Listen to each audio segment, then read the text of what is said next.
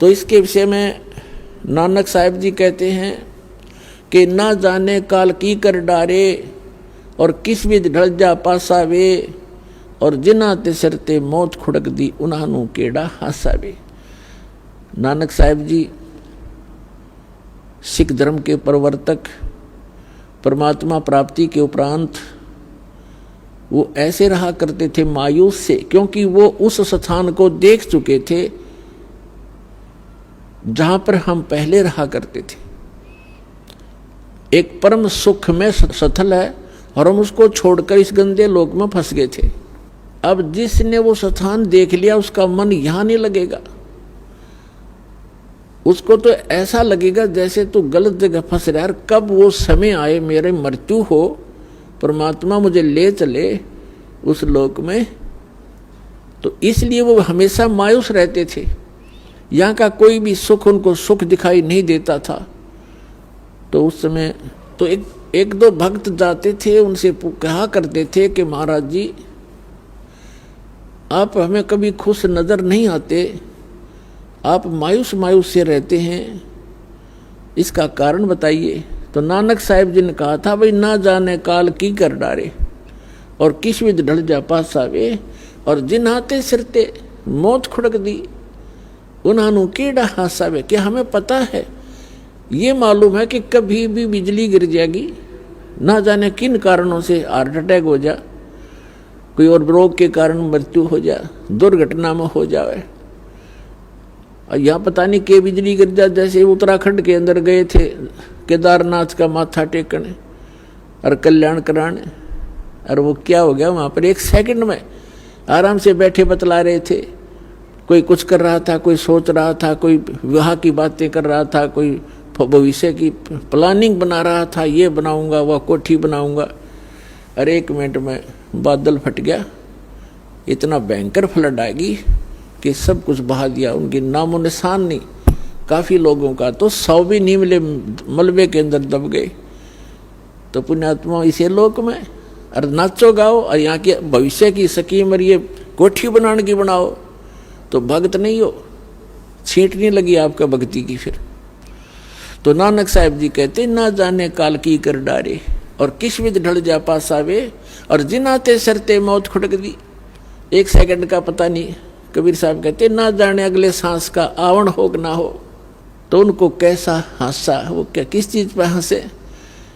फिर उन्होंने पूछा क्या आप सदा ऐसे मायूस रहते हैं, क्या आप सदा ऐसे ही रहते हैं? कहते नहीं, साध मिले सड़ साधी होंदी और विछड़ जाए दिलगीरी वे अख दे नानक सुनो जिहाना ये मुश्किल हाल फकीरी वे। कि जिसमें मेरे भक्त मेरे शिष्य जब वापस आते हैं सत्संग श्रवण करने के लिए और ये यूं के यूं आ जाते हैं तो मुझे खुशी होती है, क्योंकि पहले स्टार्ट में बहुत ही कम श्रद्धालु उनकी शरण में आए थे, क्योंकि वो ज्ञान पहले वो हिंदू धर्म में जन्मे थे नानक साहब जी, और फिर उसके बाद ये हमारा मार्ग तो एकदम विपरीत है। उसमें लोग शिक्षित थे नहीं, तो उनकी मार्ग को स्वीकार करने वाले उस समय बहुत कम थे, जिस भी कारण 150, 200 जितने भी भक्त आते थे सत्संग सुनने के लिए तो गिनती के होते थे, और 2-4 नहीं आते किसी दिन। तो गुरुदेव पूछा करते थे फलाना नहीं आया भाई, क्या बात होगी। जब ये पता लगता था उनको कि वो कोई किसी काम बस नहीं आया तो कोई बात नहीं। और 1-2 ऐसे भी होते थे जो दूसरे सिरफिरे संत उनके शिष्य उनको गुमराह कर लेते थे, बहका देते थे।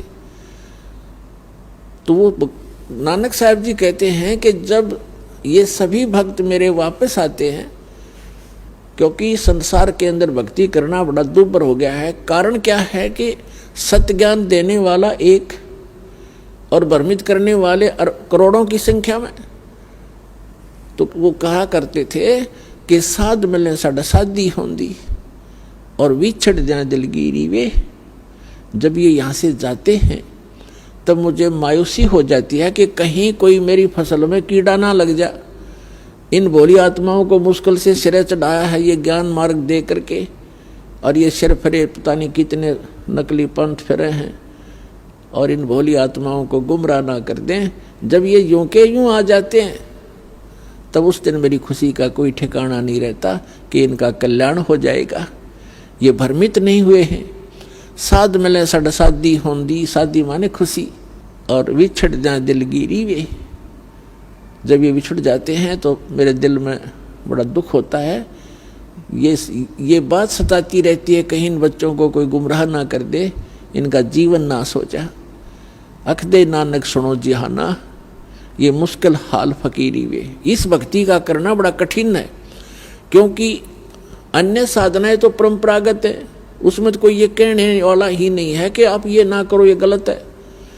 जो कर रहा है वो ठीक है, हाँ बस बिल्कुल बहुत अच्छा, मैं ये करता हूँ, आप क्या करते हो, मैं ये करता हूँ, बस ठीक है, आप भी करो हम भी कर रहे हैं।